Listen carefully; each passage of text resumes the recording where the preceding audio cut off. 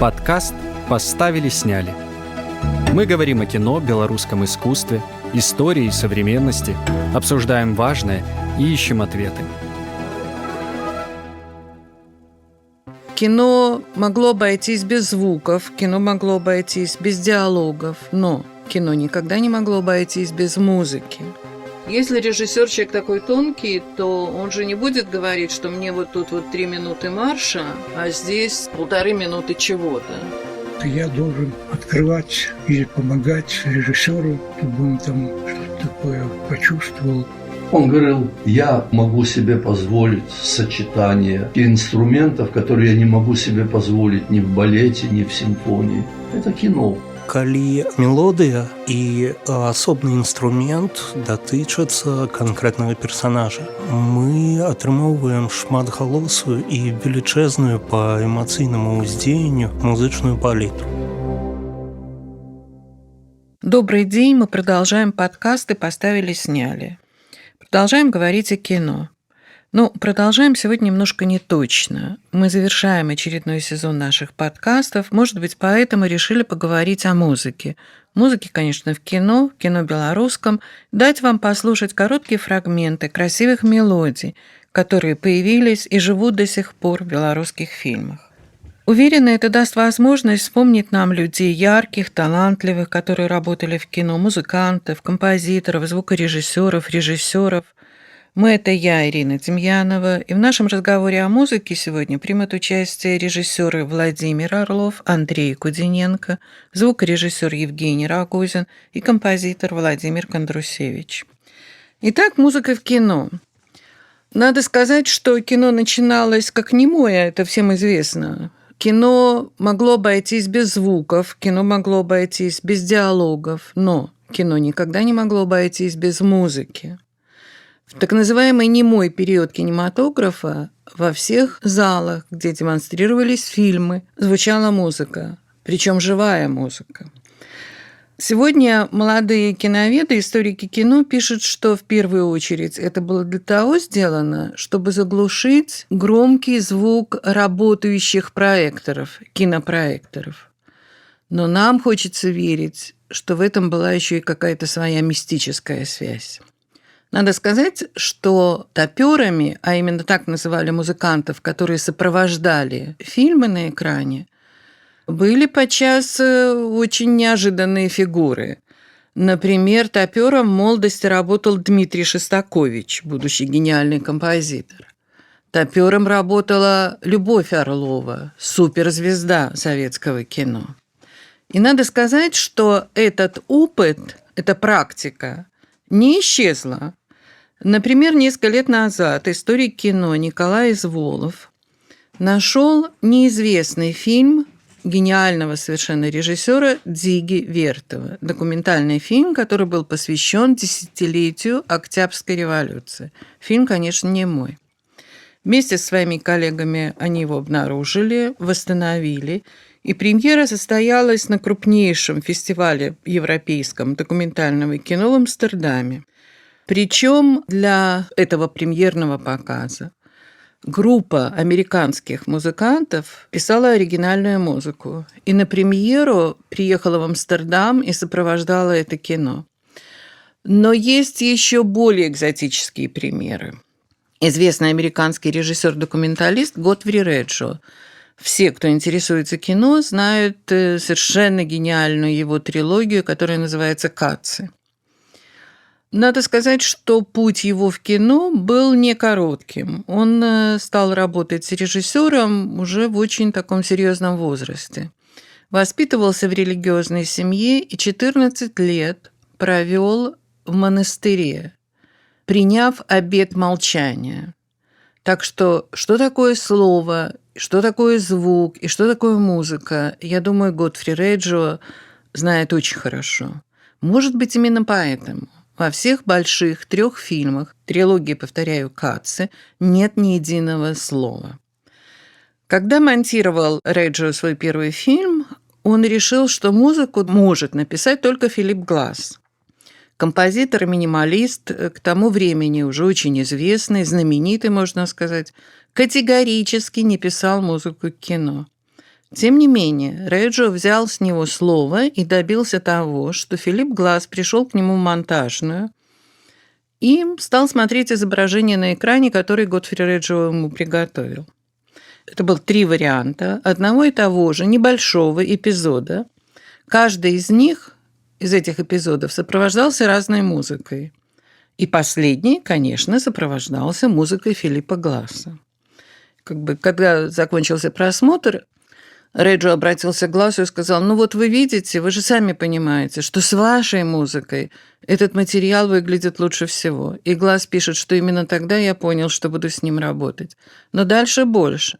Для одного из этих 3 фильмов Гласс не давал на показы в кинотеатре с фонограммой, обыкновенной, там, технически сделанной профессиональной фонограммой, он не давал согласия на показ, потому что со своим небольшим оркестром ездил по кинотеатрам и вот тапёром работал и сопровождал фильм Готфри Реджо живой музыкой. Так что тапёры живут до сих пор. А нельзя отказать Филиппу Глассу, да и Готфри Реджо, в тончайшем понимании соотношения изображения и звука, драматургии изображения. Так вот, есть люди, которые вот этот эффект живого соития ценят больше всего. В качестве иллюстрации мы цитируем небольшие музыкальные фрагменты. Возможно, это не даст полного представления о музыке, звучащей в том или ином фильме, но давайте договоримся. Сегодня таковы правила игры.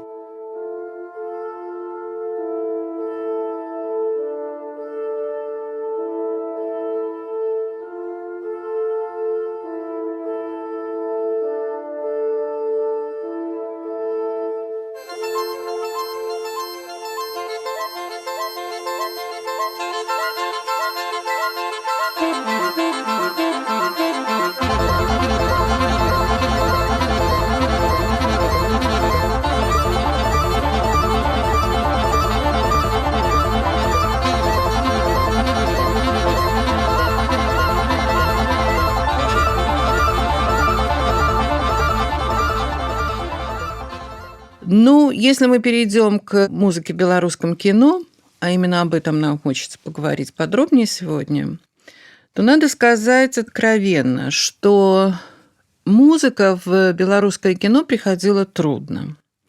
Может быть, не было достаточного количества музыкантов, которые могли бы адекватно работать в кинематографе, потому что, смешно говорить, что в этом есть своя специфика, это очевидно совершенно.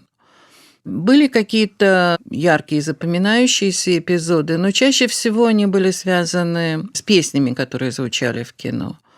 Еще одно я должна сделать замечание. Вот когда читаешь материалы, хроники, протоколы, приказы по производству фильмов белорусских, когда хочешь понять вообще, посмотреть на процесс создания фильма изнутри, то оказывается, что о музыке как раз говорили меньше всего. Возможно, это было потому, что над музыкой, над музыкальной партитурой очень часто начинали работать композиторы, редакторы, режиссеры в самый последний момент производства. Может быть, к этому не очень серьезно относились. Но вот перелистывая дела фильмов, я редко когда встречала оценки того, как работает в этом фильме музыка. И тем не менее, в белорусском кино, заметим, документальном, и мы уже говорили с вами об этом, было снято много интересных музыкальных фильмов. О композиторах, исполнителях, о музыкальном фольклоре и современной национальной музыке. В 1964 году вышел фильм, который так и назывался «Мелодии белорусского кино». Конечно, мы обратились к его автору, режиссеру Владимиру Орлову. Практически вся профессиональная жизнь Владимира Александровича связана с кино и телевидением. Он дебютировал в 60-е. Тогда в Минск приехали талантливые молодые кинематографисты. Все они снимали кино яркое, дерзкое, с интересной музыкой. Один фильм мне хочется вспомнить, мы говорили уже о нем, когда подробно достаточно беседовали с вами о творчестве режиссера Валентина Виноградова. Один из фильмов, он называется «Жди меня, Анна», был снят по повести Юрия Нагибина. Юрий Нагибин – оскаровский лауреат, между прочим, написавший очень большое количество очень неплохой литературы. Многие его повести и рассказы экранизированы. Телефильм, объединение по производству фильмов на белорусском телевидении. Так вот, телефильм начинался тоже с маленькой экранизации короткометражного фильма. Экранизации Юрия Нагибина. Фильм назывался, собственно говоря, как и новелла «Зимний дуб». «Зимний дуб», музыка тарарим, тан-тарарам, тарарим. Леонида Смелковского музыка. Это руководитель секстета «Домр» при Белорусском радио был. Иногда он туда брал арфу, Лилю Заяц из оркестра Райского, брал. А так 6 домристов сидели, и он композитор был. Очень интересно.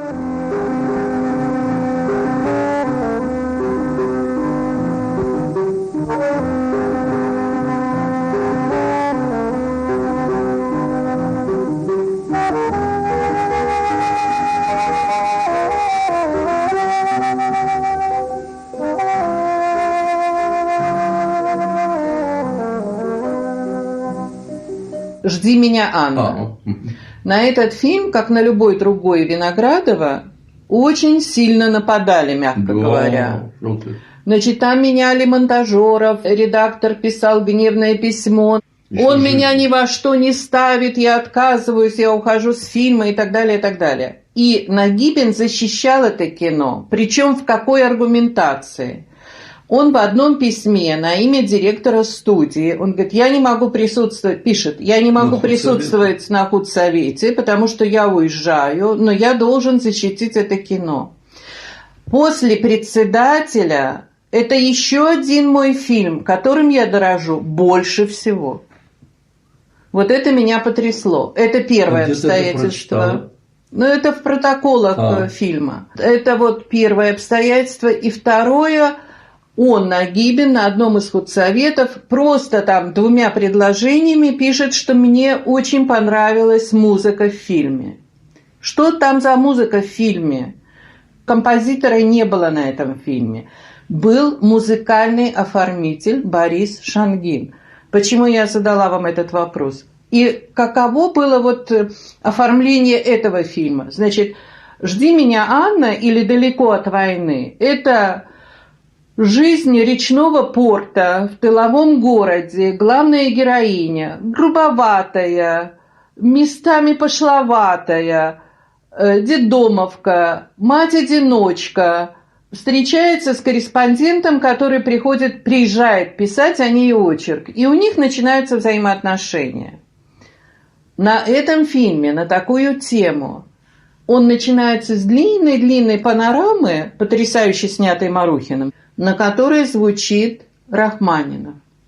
И Рахманинов, это же прелюдия, звучит в обратной панораме, замыкая это кино последним планом.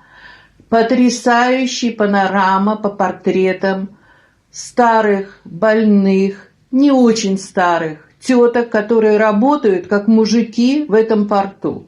Вот крупные молчащие планы на той же музыке Рахманинова. Музоформитель Борис Шангин. Каким он был? Кто такой Борис Шангин? Да, расскажу тебе. У меня даже всего фотография. Он был звукооператором.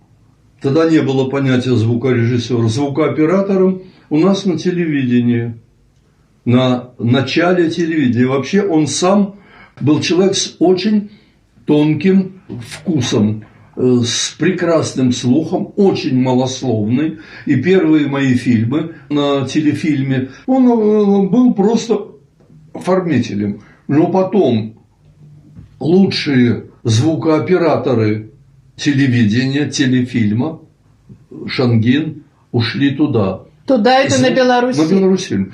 Работал на очень хороших, на всех фильмах, ну, в частности, вот с Туровым они сделали «Дворянина Чертопханова», там, значит, там вот, просто я случайно заглянул в перезаписи, смотрю, идет, и мои приятели сидят, Туров, Боря Шангин, вот. А потом в 90-е, когда рухнуло кино, рухнул это, я последний раз Борю видел вместе с женой, Валя, жена его была, по-моему, она монтажер была.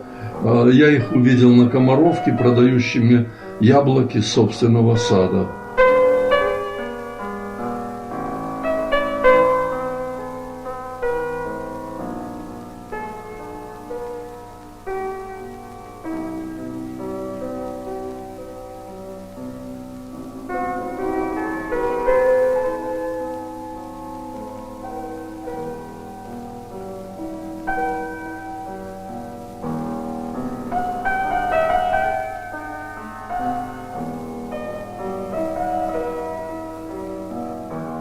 Значит, если говорить о том, кто чаще всего встречается в титрах, обозначим это так.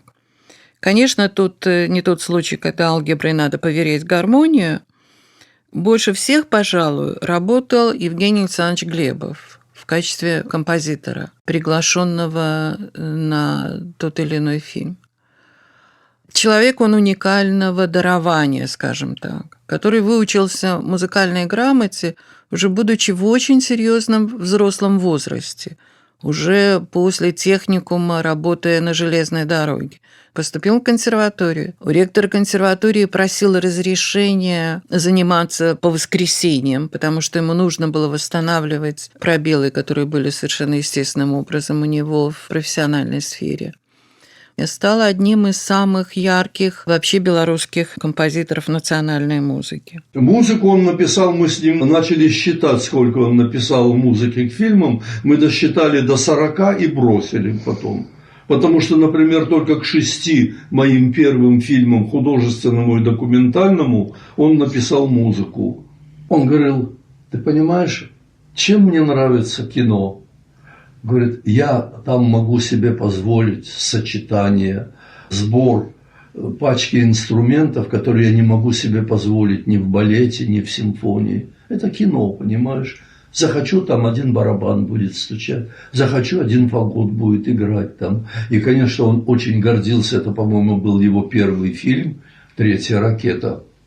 Ну, там действительно, помнишь, там темы он сам называл вместе с Викторовым, там, допустим, «Письмо немецкого солдата». Вот у него тема там идет какая-то там, ну, понятно, грохот, война там это. Глебов работал почти на всех фильмах с Валерием Рубинчиком.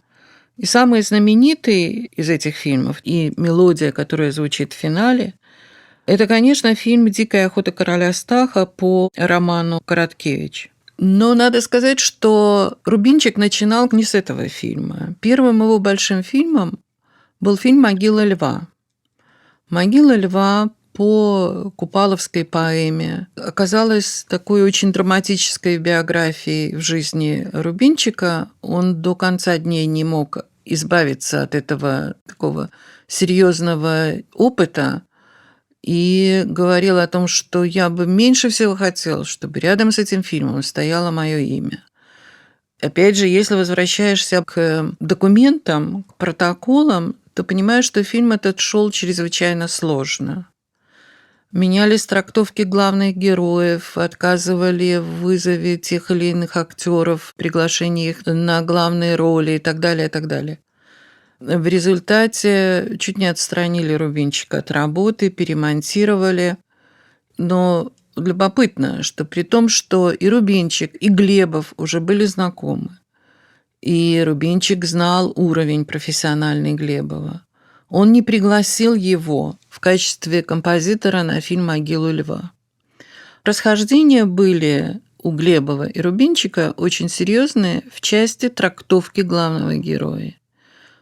Именно то, в чем обвиняли Рубинчика, что он излишне романтизирует главного героя, не принимал и Глебов тоже. Казалось бы, позвали написать музыку для фильма. Ты видишь материал, ты понимаешь внутреннюю драматургию эпизода, ты определяешь тему одного героя, тему другого героя. И тем не менее, они не стали работать вместе, потому что для них было важно вот это вот сотрудничество очень серьезное.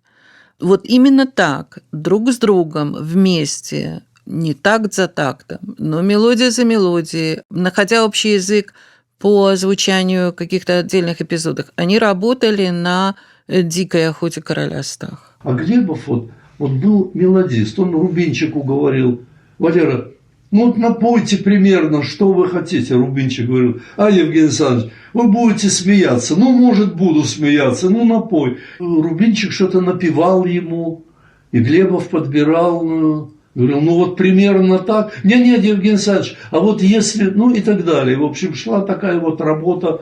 Ну, Глебов предлагал все время мелодии, Кстати, наш с Глебовым знаменитый вальс «Дом мой, столица», песня, это чуть-чуть звучит где-то, по-моему, в последнем лете детства, что ли, чуть-чуть что-то звучит. И Глебов потом взял эту тему, и мы написали песню. К вопросу о том, взял эту тему. Вот я несколько раз спорила с редакторами из оперного театра, которые доказывали, что музыка, знаменитая тема из «Дикой охоты», появилась сначала в балете «Маленький принц» Глебова. Ты что? Нет, конечно.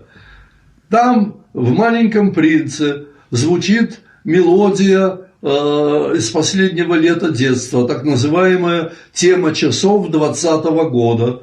Та-та-та-та-там, та-та-та-та-там, та-ра-ри-ра-ра-ра. Ну, помнишь, да?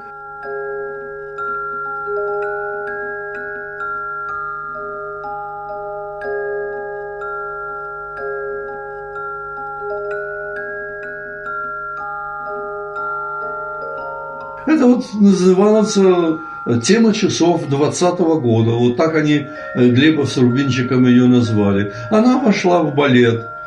И так даже по годам посмотри, когда что создано. Нет, конечно. Это тема елки из «Дикой охоты короля Стаха. И он потом ее сделал адажу, потому что тема действительно... А вы считаете, что это совершенно нормально? У Шнитке то же самое. Конечно, конечно. Ну, жалко, в кино хорошие темы потом. И Глебов их запоминал.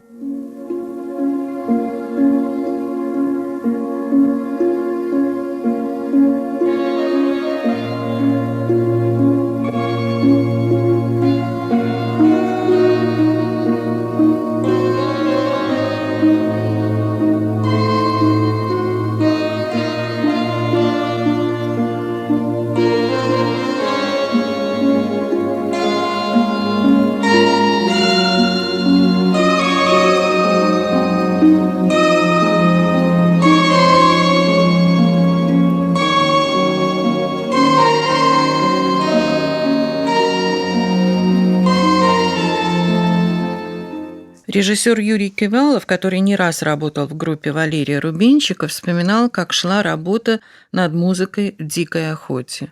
Как слушали симфоническую поэму Листа Мазепа, как много слушали Вагнера, пытаясь найти собственное, точное звучание. Все, кто работал или учился у Рубинчика, говорят о нем как о человеке не просто широко образованном, но культурном и интеллектуальном. Подкаст «Поставили, сняли». Мы говорим о кино, белорусском искусстве, истории и современности. Фильм «Кульпоход в театр» начинается с музыкальной цитаты, темы из оперы Россини «Сивильский цирюльник».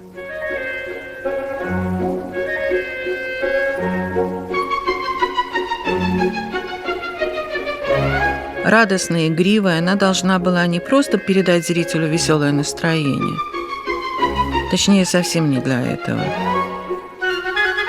Она становилась контрапунктом к жизни героев фильма, а еще давала своеобразный код для понимания сюжета. Жизнь есть театр или наоборот? Музыку к этому фильму тоже писал Евгений Глебов, вместе с Россини, конечно.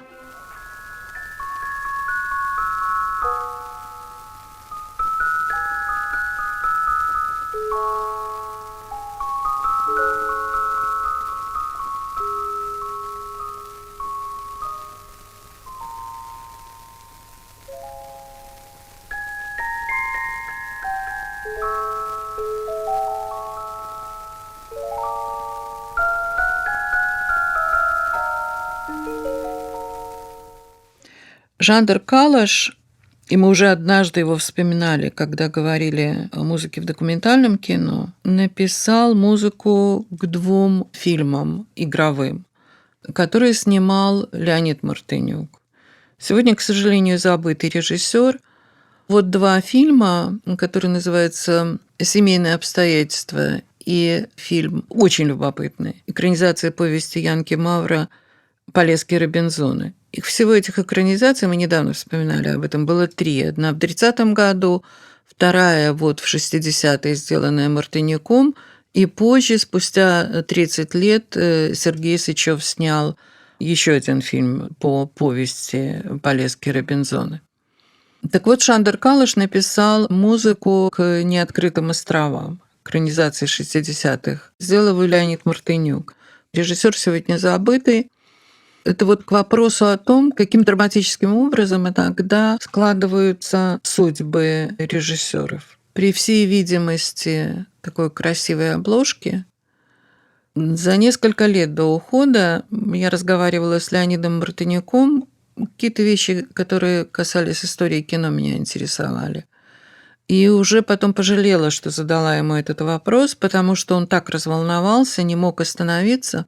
Он рассказывал о том, как всю жизнь он добивался разрешения снять, экранизировать повесть Василия Быкова «Мёртвым не больно». Повесть, кстати, не экранизирована до сих пор. И ему этого не дали. Так вот, Леонид Мартынюк уходил вот от этих, может быть, и от этих драматических обстоятельств своей творческой жизни, уходил в детское кино подростковое, и одним из таких фильмов, очень милых, приятных, которые сегодня смотрятся совершенно современно, он не устарел, был фильм «Неоткрытые острова».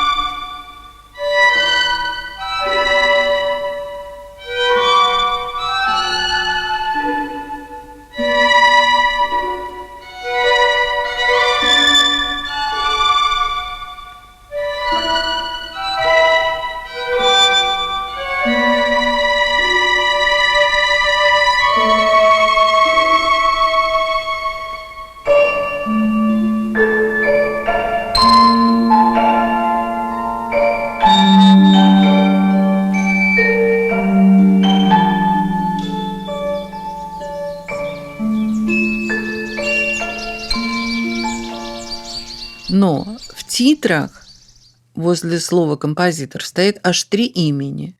Кроме Шандора Калаша стоит еще имя Олега Янченко. И сегодня уже трудно понять, не сохранились, к сожалению, партитуры в делах фильма, уже трудно понять, какую часть, какие эпизоды озвучены музыкой Янченко, а какие музыкой Шандора Калаша. Но я думаю, что, во-первых, нет никакой дисгармонии, когда смотришь это кино, а во-вторых, это просто были люди, которые хорошо знали друг друга. Во-первых, действительно, многие, практически все режиссеры Беларусьфильма прошли через ВГИК, и уже какие-то связи налаживались во ВГИКе, на их студенческих работах. Кстати, первой работой, первым фильмом, которому писал музыку Евгений Глебов, мы начали разговор о нем, это был фильм, который называется «Третья ракета». Фильм, который снял Ричард Викторов и который был дипломной работой 2 операторов, которые работали в съемочной группе. К вопросу о том, что из себя сегодня с точки зрения производства представляют студенческие дипломные работы. Это были фильмы, которые были включены абсолютно на равных основаниях с остальными фильмами в тематический план студии, в производственный план студии, и которые потом выходили на экран. Это полнометражные фильмы. Это очень серьезная работа была. И это были, риски киностудийные. Но киностудия на это шла, потому что по-другому невозможно вести молодого человека, сегодняшнего выпускника, в профессиональную среду, в профессиональное сообщество. Мы говорили о фильме, вспоминали фильм «Неоткрытые острова» по Полесским Робинзонам, музыку для которой писал Янченко и Шандор Калаш. И вспоминали, что Сергей Сычев, режиссер, спустя много лет вернулся к этой повести и сделал свою экранизацию. Музыку к этому фильму уже писал Владимир Кондрусевич. Владимир Кондрусевич много лет сотрудничал с киностудией «Беларусьфильм». Писал музыку к анимационным фильмам, к игровым. На «Беларусьфильм» его привел Глебов, у которого он учился. Это да, но до Глебова я учился тоже в консерватории, но по классу фортепиано. Вот как. То есть я отучился, притом на год раньше. Все там обычно по 5 лет, а я за 4 года. Это вы в консерваторию по фортепиано поступили после чего? После музыкальной школы? Нет, после училища музыкального. В Гродно или в Минске? В Гродно. Потом меня забрали в армию на год. Ну, я надеюсь, в оркестре сидели? Ну, не в оркестре, там просто не было оркестра, но местная публика, местные люди, которые знали меня, все время приглашали, и сама воинская часть, она имела с этого барыш, как называется. Так вы, получается, на танцах играли? Нет, не только. Но на танцах играли? На танцах играл, да. А у нас из киношников кто через танцплощадку прошел? Игорь Волчек, наверное, да? Он же в оркестре цирка играл. И в ресторанах играл. В ресторанах. Да, вот я то же самое. И после армии я поступил на композиторское отделение, притом не все там 5 лет, а 3 года. Ну и после этого у меня там пошли театры. А скажите мне еще вот что интересно. Глебов же довольно активно работал в кино. Да. Его, по тем временам его принимали очень хорошо. Ну, в общем, он меня привлек ко многим своим произведениям. Ну, чтобы там я, например, делал аранжировку какую-то или вот что-то такое. Ну, в помощь, конечно. То есть он доверял мне очень. Хорошо, а когда уже вы закончили консерваторию? Вот когда началась серьезная профессиональная работа? И вообще, как композитор начинает работать в кино? Там понятно, что если режиссер, как мне кажется, сейчас Андрей поправит, ссылаясь на свой опыт, если режиссер человек такой тонкий, то он же не будет говорить, что мне вот тут вот 3 минуты марша, а здесь там 1,5 минуты чего-то. Он что-то отдаст на откуп самому композитору. Вот как в вашем случае это происходило? Смотрели материалы, начинали писать? Обязательно, да. Смотрел материал, потом мы с Райским очень дружили. И вот, Борисом Ипполитовичем? Да, Борисом Ипполитовичем. Вот он, когда мне нужны были музыканты хорошие, он приглашал, спрашивал, а что конкретно тебе надо, чтобы получилось? Я ему объяснял вот так. Он говорит, этот парень, другой там, который у него в оркестре был, вот он тебе поможет. А сценарий вам давали читать? Или вы только... Обязательно нет. Я и сценарий читал. тоже, да? Да. Скажите, а вам где больше все-таки нравились? Театр, кино, музыкальный театр или Купаловский? К чему больше душа лежала? Или к своей какой-то вообще творчеству? Концертной какой-то, может быть? Ну, это сложно говорить, потому что каждый раз как бы меняются сюжеты, например, да. Здесь про войну, а тут про мир. Одно получается у музыканта, а другое нет. То есть вы могли легко войти в тему, да? Потому что много было очень работы именно на разные мотивы, скажем так. Окей, если мы вспомнили Райского, вы на записи присутствовали обычно? Обязательно. Обязательно. И вы диктовали или просили его о чем? Но вы же себя знаете, что влияло? Вот изображение, понятно, что кино это вообще такая как бы субстанция особая для композитора. Да. Во-первых, плоскостное, во-вторых, изображение, в-третьих, драматургия внутри, интонации актерские, речевые. Они же, вы же, наверное, их слышали. Конечно, конечно. как вы понимали, что вам нужно? Вы шли за материалом, страшно, весело, или наоборот?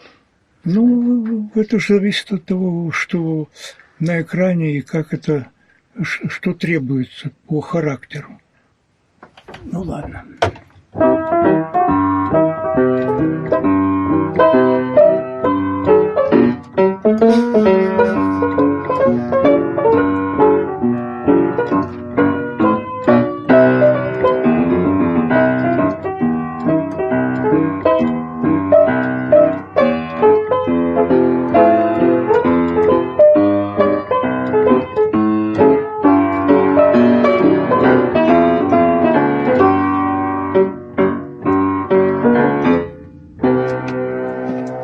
Красиво. Супер, спасибо. А что это такое, скажите? Ай, у меня столько фильмов было и этих.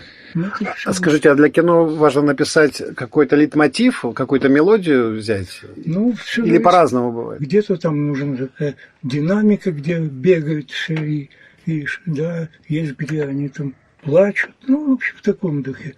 И надо вот уловить это состояние, тогда вот получается. Тогда не было еще этих синтезаторов, ничего. А как только они появились, я вот сразу, значит, купил, маленький такой был. Все, что можно было, я использовал. А в кино вы реализовывали вот эти ваши, пристрастия к таким инструментам, такой музыке? Ну, это зависит от того, о чем фильм. То есть это я должен открывать или помогать режиссеру, чтобы он там что-то такое почувствовал. Смотрите, вы работали в анимационном кино, вы работали в драме, кинодраме, да, вы работали в кино для детей.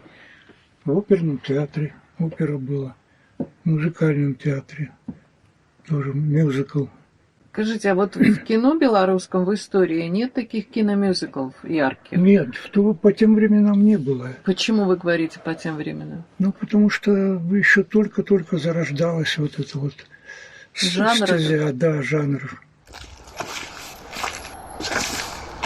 А вы слушатель благодарный? Ну, да. Вы чужую музыку без ревности слушаете, с интересом? Абсолютно без ревности. Мне нравится, когда появляются какие-то вот новые произведения, интересные, потому что музыка тоже идет вперед. Да, для того, чтобы было что-то новое, что-то интересное, это обязательно должно быть зафиксировано, исполнено.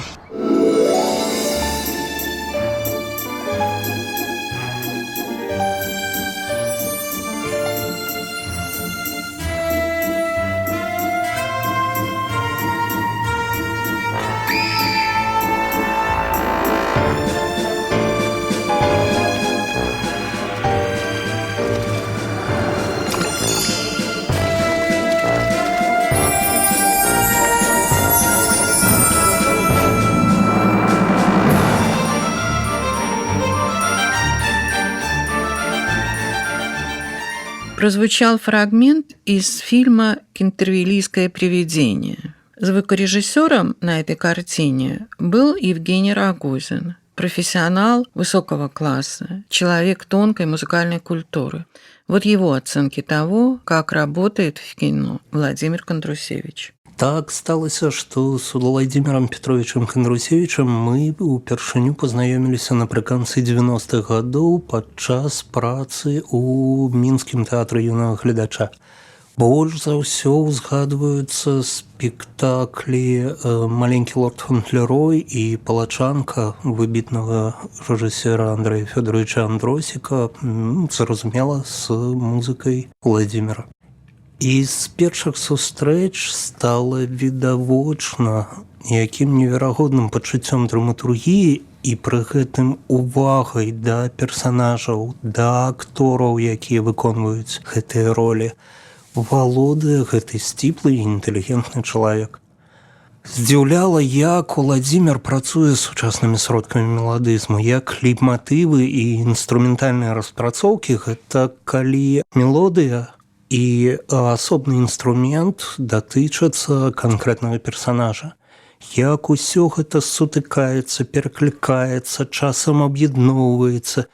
І ў выніку мы атрымоўваем шматгалосую і велічэзную па эмацыйнаму ўздзеянню музычную палітру.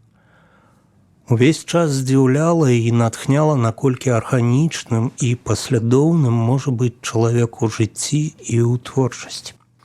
З той пары мінула шмат часу і шмат супольных прац, але заўсёды музычныя вырашэнні Уладзіміра уражвалі сваёй сціпласцю і пры гэтым неверагоднай драматургічнай дакладнасцю, делікатнасцю і пры гэтым дзіўнай кранальнасцю, лёгкасцю и при гэтым насыщенностью сенсами.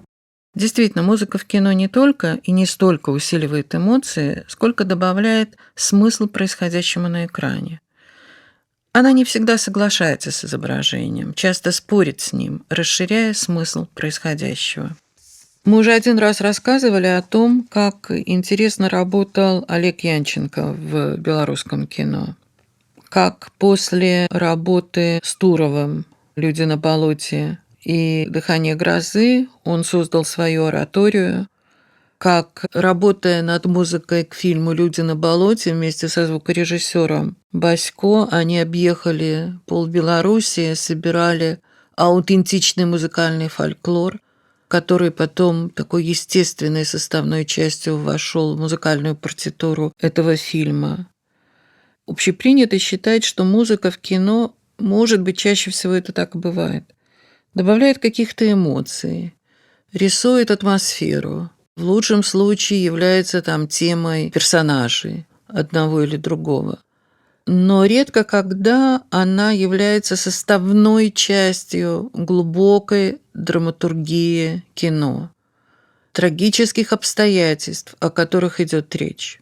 Вот музыка Янченко к дилогии Турова – это как раз тот самый случай.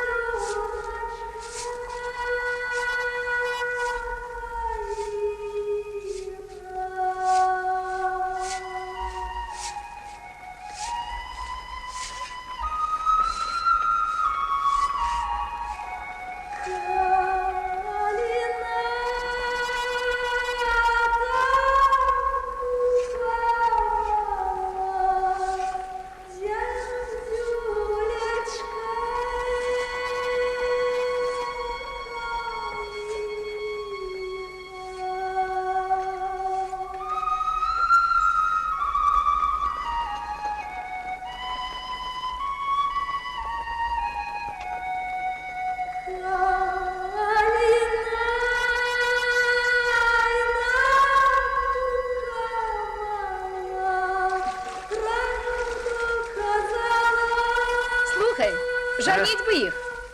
Ни дню и не ночуя дома. А что это вы нас все жените и жените? Конечно, мы не смогли вспомнить всех и рассказать о других интересных примерах музыки в белорусском кино. Их немало. Кино родилось в конце XIX века. Обретая новый язык, продолжает жить в 21-м. Музыка была всегда. И белорусский композитор Владимир Кондрусевич спустя полвека, вслед за своими коллегами и предшественниками Шандором Калышем и Олегом Янченко, по-своему слышит и перечитывает детскую книжку. А современные молодые кинематографисты, обращаясь к прозе великого Короткевича, не могут обойтись без песни Игоря Лученка на стихи еще одного национального классика Якуба Колоса, написанной в прошлом веке. Да, в кино музыка уступает место слову, шуму реальной жизни, все чаще, увы, какофония нашего времени. Но какие бы чудовищные ошибки не совершали мы в своей истории, надеждой остается музыка.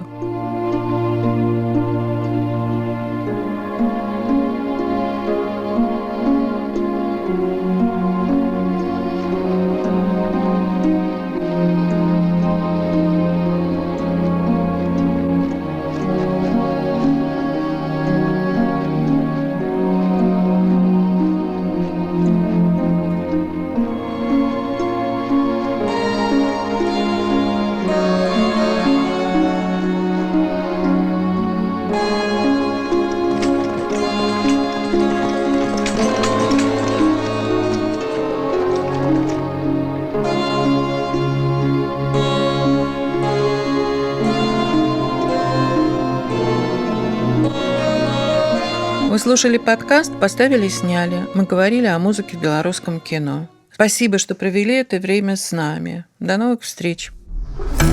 Подкаст «Поставили, сняли». Мы говорим о кино, белорусском искусстве, истории и современности. Слушайте нас на подкаст-платформах. Обсуждайте выпуски в наших аккаунтах в соцсетях. Все ссылки в описании каждого эпизода. До встречи.